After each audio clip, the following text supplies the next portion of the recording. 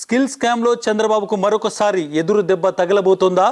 ఒక తిరుగులేని సాక్ష్యాన్ని సిఐడి సాధించిందా? ఆ తిరుగులేని సాక్ష్యం ప్రస్తుతం సుప్రీంకోర్టు ముందుందా?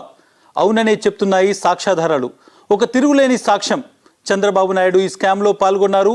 స్కామ్ ఎప్పుడు జరిగింది, ఎలా జరిగింది, విచారణ ఎలా ప్రారంభమైంది అనేటువంటి ప్రతి ఒక్క అంశాన్ని తనతో మోసుకొచ్చింది ఆ తిరుగులేని సాక్ష్యం. ఆ తిరుగులేని సాక్ష్యమే ఇప్పుడు చంద్రబాబు నాయుడు తనకు కవచం అనుకుంటున్నటువంటి 17A పూర్తిగా ధ్వంసం చేయబోతోంది. ఆ తిరుగులేని సాక్ష్యం ఏంటిదో ఇప్పుడు ఒకసారి మొదటిసారి టీవీ స్క్రీన్ల మీద మనం చూద్దాం. ఇప్పటి వరకు ఎక్కడ కూడా ఈ తిరుగులేని సాక్ష్యం ఏదైతుందో బయటికి రాలేదు. మొదటిసారి ఆ సాక్ష్యాన్ని మనం కూడా సంపాదించాం. ఆ సాక్ష్యమే ఈ లేఖ. ఈ లేఖ ఏదైతుందో ఈ లేఖ పూర్తిగా చంద్రబాబు నాయుడు తనను కాపాడుతుంది అనుకున్నటువంటి 17A అనేటువంటి కవచాన్ని పూర్తిగా ధ్వంసం చేయబోతోంది. మొదటిసారి ఏదైతే ఈ లేఖ ఉందో ఇది ఫస్ట్ టైం టీవీ స్క్రీన్ల మీదకి వచ్చింది. ఇప్పటి వరకు ఏ మీడియా కానీ ఏ సంస్థ కానీ ఈ లేఖను సాధించలేకపోయింది. అదే జిఎస్టీ రాసినటువంటి ఒక లేఖ 2018లో ఈ లేఖ జిఎస్టీ అధికారులు పూర్తిగా స్కిల్ డెవలప్మెంట్ కార్పొరేషన్లో స్కామ్ జరిగింది అని నిరూపించే విధంగా ఒక లేఖ రాశారు. ఆ లేఖ అనేటువంటి దాన్ని మనం మొదటిసారిగా సాధించాము. ఈ 2 పేజీల లేఖలో చాలా అంశాలు ఉన్నాయి. తేదీలతో సహా స్కామ్ ఎలా జరిగింది, అదేవిధంగా ఈ స్కామ్లో ఎవరెవరు పాల్గొన్నారు, విచారణ ఎప్పుడు ప్రారంభమైంది, 17A చంద్రబాబుకు ఎందుకు వర్తించదు, ఇలాంటి అంశాలన్నీ ఈ లేఖలో ఉన్నాయి. ఈ లేఖ ప్రాధాన్యతను మనం గుర్తించేటువంటి ముందు, దాని గురించి చర్చించేటువంటి ముందు, అసలు ఈ స్కామ్లో ఈ లేఖ ఎందుకు అవసరము, ఈ లేఖ ఏం చెప్తుంది అనేటువంటిది, చంద్రబాబుకు సంబంధించిన వాదనలు ఏంటి అనేటువంటిది ఒకసారి మనం చూద్దాం. ప్రధానంగా ఈ కేసుకు సంబంధించి చూసుకుంటే చంద్రబాబుకు సుప్రీంకోర్టులో చుక్కెదురు అవ్వబోతుంది అనేటువంటిది ఈ లేఖ ఒక తిరుగులేని సాక్ష్యంగా మనకు చెప్తుంది. ఎందుకు చంద్రబాబుకు చుక్కెదురు కాబోతోంది, ఎందుకు వాదనలు జరుగుతున్నటువంటి ఈ టైంలో మనం ఈ లేఖ గురించి ప్రస్తావిస్తున్నామనంటే ముఖ్యంగా 17A అనేటువంటిది చంద్రబాబుకు వర్తించదు అనేటువంటిది సుప్రీంకోర్టులో సిఐడి చెప్తున్నటువంటి వాదన. ఎందుకు వర్తించదు అనేటువంటి దాని మీద చాలా వాదనలు సిఐడి తరపున వచ్చాయి. ముఖ్యంగా ముకుల్ రోహత్గి చేసినటువంటి వాదనలో చట్టం రాకముందే విచారణ ప్రారంభమైన కేసులకు 17A వర్తించదు అనేటువంటిది ఒక ప్రధానమైనటువంటి వాదన. అంటే 17A అనేటువంటి చట్ట సవరణ 2018 నవంబర్లో జరిగింది. ఈ చట్టం రాకముందు ఏవైతే కేసులు ఉన్నాయో, ఏదైతే విచారణ ప్రారంభమైందో ఆ కేసులకు పూర్తిగా 17A వర్తించదు అనేటువంటిది చట్టంలోనే రాసుంది. కాబట్టి ఈ కేసులో చంద్రబాబు నాయుడుకు 17A వర్తించదు అని చెప్తున్నారు. ముఖ్యంగా పాత కేసులకు 17A వర్తించదు అనేటువంటి చట్ట సవరణలోనే ఉంది. ఇక స్కిల్ స్కామ్లో 2018 నవంబర్ కంటే ముందే విచారణ ప్రారంభమైందని సిఐడి చెప్తుంది. 2018 నవంబర్ అనేటువంటిది ఎందుకు ముఖ్యమంటే 2018 నవంబర్లో 17A అనేటువంటిది prevention of corruption act PC యాక్ట్కి జరిగినటువంటి సవరణ 2018 నవంబర్ నుంచి అమల్లోకి వచ్చింది. కానీ స్కిల్ స్కామ్లో 2018 నవంబర్ కంటే ముందే విచారణ ప్రారంభమైంది అనేటువంటిది ఇక్కడ సిఐడి చెప్తుంది. కాబట్టి పాత కేసులకు పాత చట్టాలే వర్తిస్తాయి, 17A చంద్రబాబుకు వర్తించదు అనేటువంటిది వీళ్ళు చెప్తున్నటువంటి మాట. చెప్పడమే కాదు, ఒక తిరుగులేని ఆధారాన్ని సుప్రీంకోర్టులో ప్రవేశపెట్టారు. ఆ ఆధారమే మనం చూస్తున్నటువంటి లేఖ ఏదైతుందో 2 పేజీల లేఖ. ఆ లేఖ అనేటువంటిది పూర్తిగా ఒక తిరుగులేని ఆధారంగా ఉంది. ఈ లేఖలో ఏమేమి ఉన్నాయి, ఈ లేఖలో ఎటువంటి అంశాలు ఉన్నాయనేటువంటిది ఒకసారి నేను మీకు డీటెయిల్గా చూపెట్టేటువంటి ప్రయత్నం చేస్తాను. ముఖ్యంగా ఈ లేఖలో ఒకటి మనం చూడాల్సింది, ఈ లేఖ ఎవరు రాశారని. Directorate general of GST intelligence రాసినటువంటి లేఖ. అంటే ఇది ఒక కేంద్రానికి సంబంధించినటువంటి జిఎస్టీకి సంబంధించినటువంటి ఒక నిఘా సంస్థ రాసినటువంటి లేఖ. 2018 మనం చూడొచ్చు 28/2 అంటే ఫిబ్రవరి 28 తేదీన ఈ లేఖ రాసినటువంటిది ఎవరో ఒకరు కాదు, రాష్ట్ర ప్రభుత్వానికి సంబంధించినటువంటి ఎటువంటి ప్రమేయం లేదు ఇందులో. ఇది కేంద్రానికి సంబంధించినటువంటి జిఎస్టీ వాళ్ళు రాసినటువంటి లేఖ. ఈ లేఖ ఎందుకు ఇంత ప్రయారిటీ అనేటువంటిది మనం చాలా స్పష్టంగా ఇందులో చెప్పాల్సి ఉంటుంది. ఫిబ్రవరి 28 ఈ లేఖ రాశారు, జిఎస్టీ రాసింది. దాంతోపాటు స్కామ్ జరిగినటువంటి తీరుపై విచారణ జరుగుతున్నట్లు స్పష్టత ఉంది లేఖలో. అంటే స్కిల్ డెవలప్మెంట్ కార్పొరేషన్లో స్కామ్ జరిగింది, దానికి సంబంధించి విచారణ జరుగుతుంది అని ఈ లేఖలో రాశారు. అందుకే ఈ లేఖ చాలా ఇంపార్టెంట్. డేట్ మనం చూసుకోవాలి, ఫిబ్రవరి 28, 2018. అంటే నవంబర్ కంటే 17A అనేటువంటి యాక్ట్ రావడం కంటే ముందు చాలా దాదాపు 6-7 నెలల క్రితమే ఈ విచారణ జరుగుతుందని ఈ లేఖలో చాలా స్పష్టంగా ఉంది. స్కిల్ డెవలప్మెంట్ కార్పొరేషన్ కోసం ఎలాంటి పరికరాలు కొనలేదని జిఎస్టీ తన లేఖలో తేల్చింది. అంటే ఇప్పటి వరకు చాలామంది చెప్తున్నట్టు టీడీపీ నాయకులు కావచ్చు, నారా లోకేష్ కావచ్చు, 2 లక్షల మందికి 3 లక్షల మందికి ఇందులో ట్రైనింగ్ జరిగింది, పెద్ద ఎత్తున ఇందులో స్కిల్ డెవలప్మెంట్ సెంటర్లు ఏర్పాటు చేశారు, చాలా పరికరాలు కొన్నారు అని చెప్తున్నారు కదా. అసలు ఒక్క పరికరం కూడా కొనలేదనేటువంటిది ఈ లేఖలో ఉంది. అది ఎక్కడ ఉందనేటువంటిది కూడా మనం డెఫినెట్గా చూద్దాం, ఆ పాయింట్స్ కూడా చర్చిద్దాం. ఒకసారి ముందుకెళ్తే చాలా స్పష్టంగా director general of GST intelligence రాసినటువంటి లేఖ ఇది. డేట్ మనం ఇక్కడ హైలైట్ చేసాం, ఫిబ్రవరి 28, 2018. 2018 చంద్రబాబు నాయుడు ముఖ్యమంత్రిగా ఉన్నారు, ముఖ్యమంత్రి కుర్చీలో కూర్చొని ఉన్నారు. ఆయన ముఖ్యమంత్రి కుర్చీలో కూర్చున్నప్పుడే కేంద్రానికి సంబంధించినటువంటి డైరెక్టర్ జనరల్ జిఎస్టీ ఇంటెలిజెన్స్ ఈ లేఖ రాసింది. అంటే ముఖ్యమంత్రిగా చంద్రబాబు నాయుడు ఉన్నప్పుడు వచ్చినటువంటిది. ఇక్కడ చంద్రబాబు నాయుడు చెప్తున్నటువంటి రిజీమ్ రివెంజ్ అంటే రాజకీయ కక్ష అనేటువంటి పాయింట్ పూర్తిగా ఈ లేఖతో నల్లిఫై అయిపోయింది, ఇన్ఫెక్షస్ అయిపోయింది, దాన్ని స్ట్రక్ డౌన్ అయింది. అంటే ఇక ఆ వాదన చెల్లదు అనేటువంటిది ఈ లేఖ తన డేట్ ద్వారా అరిచి మరీ చెప్తుంది. అంటే చంద్రబాబు నాయుడు ప్రజల దగ్గరకు వచ్చి రాజకీయ కక్ష సాధిస్తున్నారు, ప్రభుత్వం ఇక్కడ రాష్ట్ర ప్రభుత్వం మమ్మల్ని వేధిస్తుంది అనేటువంటి మాటకు ఈ లేఖ జవాబు చెప్తోంది. ఇది జిఎస్టీ రాసినటువంటి లేఖ. నిజంగానే ఈ లేఖలో అంత ఇన్డెప్త్ అనాలిసిస్ ఉందా అంటే మనం ఒకసారి ముందుకెళ్ళి చూడొచ్చు. చాలా స్పష్టంగా ఇన్సిడెంట్ రిపోర్టెడ్ ఆన్ 22/ST/2017-18 అంటే 2017లోనే వెలుగులోకి వచ్చింది. ఇది 2018 ఫిబ్రవరి 28కి రాసినటువంటి లేఖ అయినప్పటికీ 2017లోనే ఈ విచారణ ప్రారంభమైంది అనేటువంటిది చాలా స్పష్టంగా ఇన్సిడెంట్ ఎప్పుడు రిపోర్ట్ అయింది అనేటువంటిది. అంటే చాలామంది చెప్తారు, ఇప్పుడు ముఖ్యంగా చంద్రబాబుకు సంబంధించినటువంటి లాయర్స్ హరీష్ సాల్వే కావచ్చు, అభిషేక్ మను సింఘ్వి కావచ్చు, సిద్ధార్థ లూథ్రా కావచ్చు చెప్తుంది ఏంటి అంటే ఇప్పటి వరకు ఉన్నటువంటి సిచ్యువేషన్లో ఎఫ్ఐఆర్ 2021లో నమోదైంది. 21లో నమోదైనటువంటి దానికి ఈ 2018లో వచ్చినటువంటి 17 అట్రాక్ట్ అవుతుందని చెప్తున్నారు. ఇన్సిడెంట్ రిపోర్ట్ ఆన్ అనేటువంటిది 2017-18 అనేటువంటి 17లోనే ఇన్సిడెంట్ రిపోర్ట్ అయింది అనేటువంటిది చాలా క్లియర్గా ఇక్కడ ఉన్నటువంటి చెప్తుంది. ఇప్పటివరకు మనం director general of GST intelligence రాసినటువంటి లేఖగా దీన్ని ధృవీకరించాం. Date February 28, 2018. Incident reported on 2017-18 అనేటువంటిది చాలా క్లియర్గా ఉంది. సో ఇంకొకసారి మనం దీంట్లో ముందుకెళ్తే చాలా డీటెయిల్స్ ఉన్నాయి. దీన్ని మీకు ఇంకా వివరించి చెప్పేటువంటి ప్రయత్నం చేస్తాను. ముఖ్యంగా స్కిల్లర్ ఎంటర్ప్రైజెస్ అనేటువంటి దాని పేరును ఫస్ట్ టైం ఇందులో చెప్పారు. స్కిల్లర్ ఏంటి అనేటువంటిది మనం ఒకసారి చూస్తే ఇక్కడ హైలైట్ అనేటువంటి పార్ట్లో Skiller Enterprises India Private Limited, formerly known as PVSP IT Skills Projects Private Limited, దీనికి సంబంధించి 2nd floor west end mark. అదేవిధంగా మనం చూడొచ్చు న్యూఢిల్లీకి సంబంధించినటువంటి అడ్రస్ ఉంది. అసలు ఈ స్కిల్లర్ ఎంటర్ప్రైజెస్ అనేటువంటిది ఎక్కడి నుంచి వచ్చింది అనేటువంటి చూస్తే ఈ మొత్తం స్కామ్లో 3 సంస్థల పేర్లు ఎక్కువ మనకు వినిపిస్తాయి. ఒకటి ఆంధ్రప్రదేశ్ సంబంధించినటువంటి స్కిల్ డెవలప్మెంట్ కార్పొరేషన్, రెండోది సిమెన్స్, అదేవిధంగా మూడోది డిజైన్ టెక్. మరి ఈ స్కిల్లర్ ఎక్కడి నుంచి వచ్చిందంటే డిజైన్ టెక్ అనేటువంటి సంస్థ తనకు సంబంధించినటువంటి ఏదైతే మొత్తం కాంట్రాక్ట్ ఉందో దాన్ని సబ్ కాంట్రాక్ట్ ఈ స్కిల్లర్ అనేటువంటి ఎంటర్ప్రైజెస్ కంపెనీకి ఇచ్చింది. ఈ స్కిల్లర్ అనేటువంటి కంపెనీ ఏదైతే ఉందో ఇది పూర్తిగా ఎప్పుడైతే ఎంఓయూ కుదుర్చుకున్నారో దాని తర్వాత ఏర్పాటు చేసినటువంటి ఒక కంపెనీ. అంటే ఇది పూర్తిగా షెల్ కంపెనీలను తయారు చేసేందుకు ఏర్పాటు చేసినటువంటి కంపెనీ. ఈ స్కిల్లర్ ద్వారానే మేము పరికరాలు కొనుగోలు చేశాము అనేటువంటిది చాలా స్పష్టంగా ఈ మొత్తం కేసుకు సంబంధించి అటు సిమెన్స్కి సంబంధించినటువంటి వాళ్ళు ఎవరైతే ఉన్నారో వాళ్ళతో పాటు డిజైన్ టెక్ సంబంధించినటువంటి ఖన్వేల్కర్ లాంటి వాళ్ళు, డిజైన్ టెక్ ఓనర్ అనే ఆయన ఈ కంపెనీ నుంచి మేము కొనుగోలు చేశామనేటువంటిది అఫిడవిట్ రూపంలో ఇచ్చారు. చాలా చోట్ల ఈ స్కిల్లర్ అనేటువంటిది రిమాండ్ రిపోర్ట్లో చాలా చోట్ల కనిపిస్తుంది. ఏం చేసింది ఈ స్కిల్లర్ అనేటువంటిది కూడా మనం చాలా స్పష్టంగా చూడొచ్చు. ఈ స్కిల్లర్కి సంబంధించినటువంటి ప్రస్తావన దాదాపు 5-6 చోట్ల. ఎందుకు స్కిల్లర్ కంపెనీ చెప్తున్నాం అంటే ఈ స్కిల్లర్ అనేటువంటి కంపెనీ ఇక్కడ మెన్షన్ అయింది కాబట్టి చాలా క్లియర్గా ఈ కేసులో స్కిల్ స్కామ్కు సంబంధించినటువంటి కేసే ఇది అనేటువంటిది ఇక్కడ ఎస్టాబ్లిష్ అవుతుంది. నిజంగానే ఈ జిఎస్టీ వాళ్ళు రాసింది ఎక్కడో ఒక షెల్ కంపెనీకి సంబంధించిందా, లేదంటే ఇక్కడ ఉన్నటువంటి ఏవైతే ఈ కంపెనీస్ ఉన్నాయో, ఏవైతే స్కిల్ స్కామ్లో ఇన్వాల్వ్ అయినటువంటి కంపెనీస్ ఉన్నాయో వాటికి సంబంధించిన అనేటువంటి డౌట్ ప్రతి ఒక్కరికి వస్తుంది. ఇది పూర్తిగా స్కిల్ స్కామ్కు సంబంధించినటువంటి ఒక స్కామ్ అనేటువంటిది ప్రతి చోట వస్తున్నటువంటి స్కిల్లర్కి సంబంధించినటువంటి పేరును మనం చూస్తే చాలా స్పష్టంగా అర్థం చేసుకోవచ్చు. ఎందుకు ఈ స్కిల్లర్ చుట్టూ తిరుగుతుందంటే ఈ స్కిల్లర్ అనేటువంటిది ఈ మొత్తం విచారణలో ఏదైతే జిఎస్టీకి సంబంధించిన లేఖలో స్కిల్లర్ చుట్టే ఈ మొత్తం విచారణ అనేటువంటి కొనసాగింది.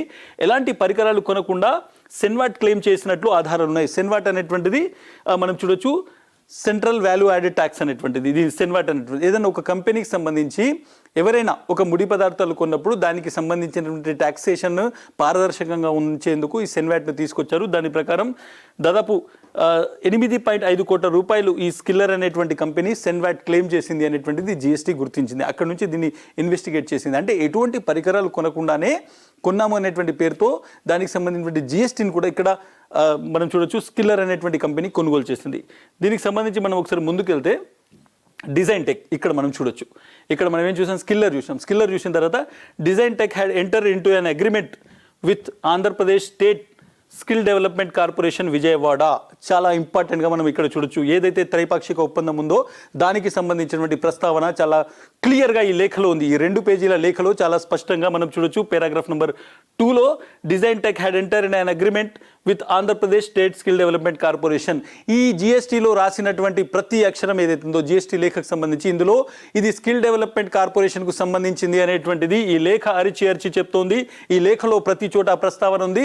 కాబట్టి జిఎస్టీ రాసినటువంటి లేఖ ఏదైతుందో అది పూర్తిగా స్కిల్ డెవలప్మెంట్ కార్పొరేషన్కి సంబంధించి ఇది ఫిబ్రవరి 28, 2018లో రాసినటువంటి లేఖ.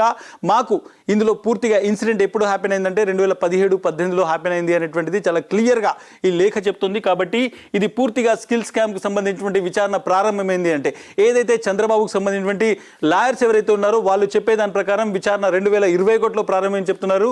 కాదు, అది తప్పు. 2018లోనే విచారణ జరుగుతోంది. విచారణ అప్పటికే స్టార్ట్ అయిపోయింది. విచారణ ఒక దశకు వచ్చింది అనేటువంటిది ఈ లేఖలో స్టార్ట్ ఉంది. ఇది పూర్తిగా ఈ ఆంధ్రప్రదేశ్ సంబంధించిన స్టేట్ స్కిల్ డెవలప్మెంట్ కార్పొరేషన్కి సంబంధించింది అనేటువంటిది కూడా చాలా క్లియర్గా ఇందులో రాస్తుంది. సో దీంతో పాటు మనం చాలా స్పష్టంగా చూస్తే ఈ మొత్తం ఇన్వెస్టిగేషన్కి సంబంధించినటువంటి అంశాలను ఇందులో క్లియర్గా పెట్టారు. thus the investigation is clear that Skiller Enterprise Limited has availed inadmissible Senvat credit to the tune of around 8.5 crores.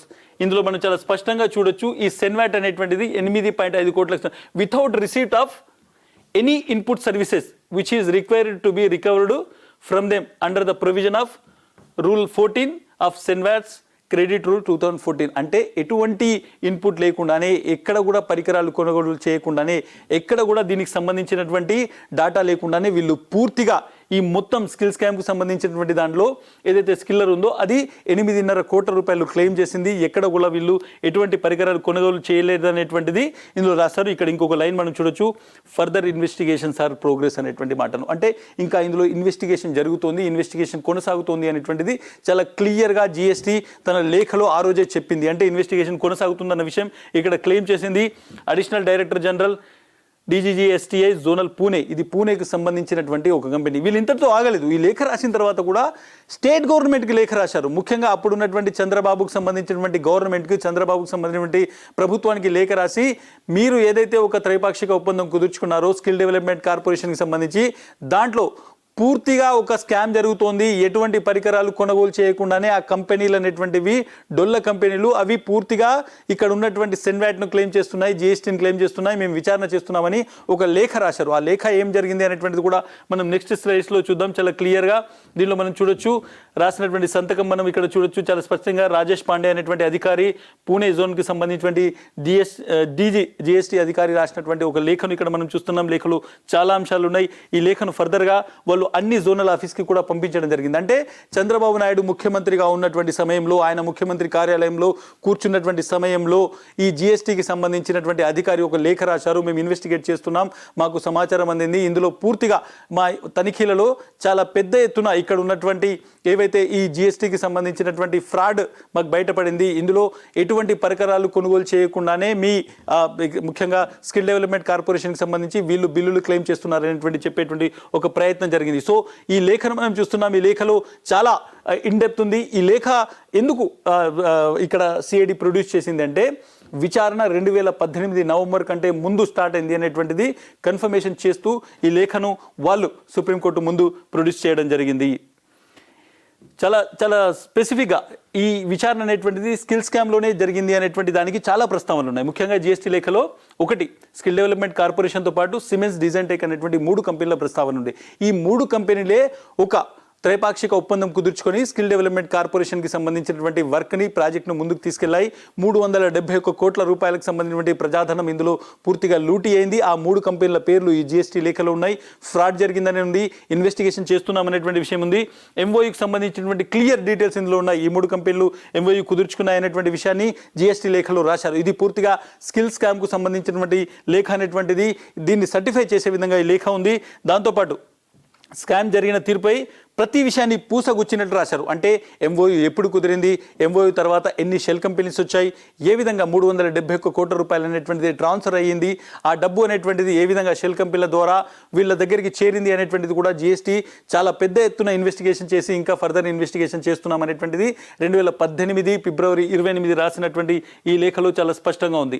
ఇక దానికి సంబంధించి ఇంకొక ప్రధానమైనటువంటి విషయం ఏంటంటే 2017లో ఇన్సిడెంట్ నమోదైంది అనేటువంటిది ఇంతకుముందు మనం లేఖలో చాలా స్పష్టంగా చూసాం. 2017లో ఎందుకు అయిందంటే 2017లో చాలా స్పష్టంగా 2017 మనం ఇక్కడ డేట్ కూడా చూడొచ్చు, మే 14వ తేదీన ఒక ఫిర్యాదు అందింది జీఎస్టీకి. ఒక విజిల్ బ్లోయర్ అంటే ఒక పేరు చెప్పడానికి ముందుకు రానటువంటి, అంటే పేరు గుప్తంగా ఉంచాలనేటువంటి చెప్పినటువంటి ఒక వ్యక్తి, ఒక అధికారి కావచ్చు ఎవరైనా, స్కిల్ డెవలప్మెంట్ కార్పొరేషన్లో పెద్ద ఎత్తున అవినీతి జరుగుతుందని 2017లో మే 14న ఒక లేఖ సిబిఐతో పాటు అటు జీఎస్టీకి రాశారు. ఆ లేఖ ఆధారంగా ఈ మొత్తం ఇన్వెస్టిగేషన్ జరిగింది. అంటే ఈ కేసు ఫిర్యాదు ఎప్పుడు వచ్చింది, 2017 మే 14న వచ్చినటువంటి ఫిర్యాదు ఆధారంగా. అంటే అప్పటికి 17A అనేటువంటిది ఇంకా రావడానికి సంవత్సరంన్నర టైం ఉంది. 17A అనేటువంటిది అప్పటి వరకు రాలేదు.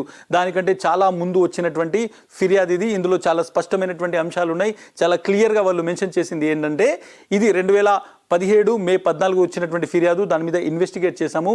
2018 ఫిబ్రవరి 28వ తేదీన వాళ్ళు రాసినటువంటి లేఖ ఇది. ఈ లేఖలో చాలా స్పష్టంగా ఇన్వెస్టిగేషన్ జరిగినటువంటి తీరుంది. చాలా షెల్ కంపెనీస్కి సంబంధించినటువంటి వ్యవహారం ఉంది. అదేవిధంగా ఎందుకు 17A చంద్రబాబు వర్తించదనేటువంటి దాన్ని మనం ఈ లేఖ ఆధారంగా చూడొచ్చు. ఒకసారి ఎందుకు అంటే 17A అనేటువంటిది 2018లో వచ్చినటువంటి, 2018 నవంబర్లో వచ్చినటువంటి ఒక చట్టం. అది చట్ట సవరణ, పీసీ యాక్ట్కి జరిగినటువంటి ఆ చట్ట సవరణ. ఆ చట్ట సవరణ ప్రకారం చూసుకుంటే చాలా స్పష్టంగా మనం ఏం చూడాల్సిందంటే ఈ లేఖలో చాలా క్లియర్గా రెండు విషయాలు మనం ఒకటి అర్థమవుతుంది. ఇది 2017లో జరిగినటువంటి ఒక ఫిర్యాదు ఆధారంగా 2018లో జరిగినటువంటి విచారణ సంబంధించి కాబట్టి 18 నవంబర్ తర్వాత వచ్చిన 17A యాక్ట్ దీనికి చెల్లదు, దీనికి పూర్తిగా దీనికి వర్తించదు అనేటువంటి చాలా క్లియర్గా ఉంది. బట్ రెండో విషయం ఇక్కడ మనం చూడాల్సింది ఏంటి అంటే, రెండో విషయంలో కూడా చాలా ప్రధానంగా ఏంటంటే 17A చట్టం రాకముందు స్కిల్ స్కామ్ విచారణ ప్రారంభమైనదానికి ఇది ఒక తిరుగులేని ఒక సాక్ష్యంగా మనం చూస్తున్నాం. విచారణ ప్రారంభమైనటువంటి కేసుకు 17A వర్తించదు. 17A ఎప్పటి నుంచి ప్రారంభమైందో దానికి అప్పటికే విచారణ స్టార్ట్ అయితే వర్తించదు అని చట్ట సవరణలోనే రాసినటువంటి అంశము. సో ఇంత క్లియర్గా ఉన్నటువంటి ఈ లేఖ అనేటువంటిది రేపు చంద్రబాబు నాయుడికి 17A అనేటువంటి ఒక కవచాన్ని తొడిగేటువంటి ప్రయత్నం ఆయన లాయర్స్ ఏదైతే చేస్తుందో దాని నుంచి పూర్తిగా చంద్రబాబు నాయుడిని ఒక విధంగా మనం చూస్తే అందరి ముందట నిలబెట్టి అవినీతి చేశావు అనేటువంటి దానికి ఈ లేఖ అనేటువంటిది ఒక తిరుగులేని సాక్ష్యంగా ఉండబోతోంది. లేఖ వివరాలని మనం ఒకసారి వెనక్కి వెళ్ళి మళ్ళీ చూస్తే చాలా అంశాలు ఉన్నాయి. అందులో చాలా క్లియర్గా మనం చూడొచ్చు. ఈ లేఖకు సంబంధించి ఇందులో దాదాపు క్లియర్గా ఇక్కడ 8.5 కోట్లకు సంబంధించినటువంటి ఒక ఏంటంటే సెన్వాట్ను ఇల్లీగల్గా వాళ్ళు క్లెయిమ్ చేసేటువంటి ప్రయత్నం చేశారు అనేటువంటిది చాలా క్లియర్గా ఉంది. దాంతోపాటు ముఖ్యంగా ఇందులో డేట్ అనేటువంటిది కూడా చాలా కీలకం కాబోతోంది. డేట్తో పాటు ఇందులో చాలా అంశాలకు సంబంధించి ముఖ్యంగా ఈ మొత్తం ఏ విధంగా జరిగింది, దీనికి సంబంధించినటువంటి డిజైన్ టెక్ సంబంధించి ఇక్కడ మనం చూడొచ్చు. డిజైన్ టెక్ హ్యాడ్ ఎంటర్డ్ ఇంటి అగ్రిమెంట్ అనేటువంటిది కూడా చాలా క్లియర్గా రాశారు. అగ్రిమెంట్ జరిగింది.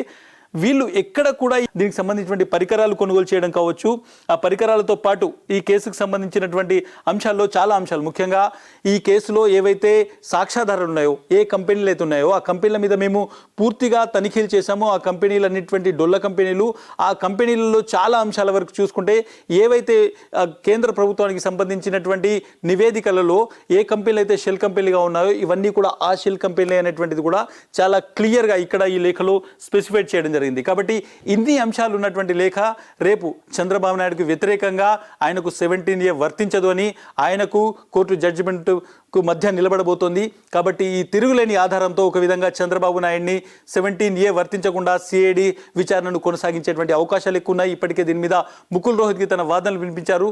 కాబట్టి మంగళవారం జరిగేటువంటి విచారణలో, మంగళవారం జరిగేటువంటి వాదనలో ఆయన మరిన్ని ఆధారాలు చూపించి వాదించబోతున్నారు. ఆ తర్వాత 17A పైన సుప్రీంకోర్టు ఒక నిర్ణయం తీసుకోబోతుంది. కానీ 17A పైన సుప్రీంకోర్టు తీసుకుపోయేటువంటి నిర్ణయంలో ఈ ఆధారం అనేటువంటిది, ఈ లేఖ అనేటువంటిది కీలక పాత్ర పోషించబోతోంది.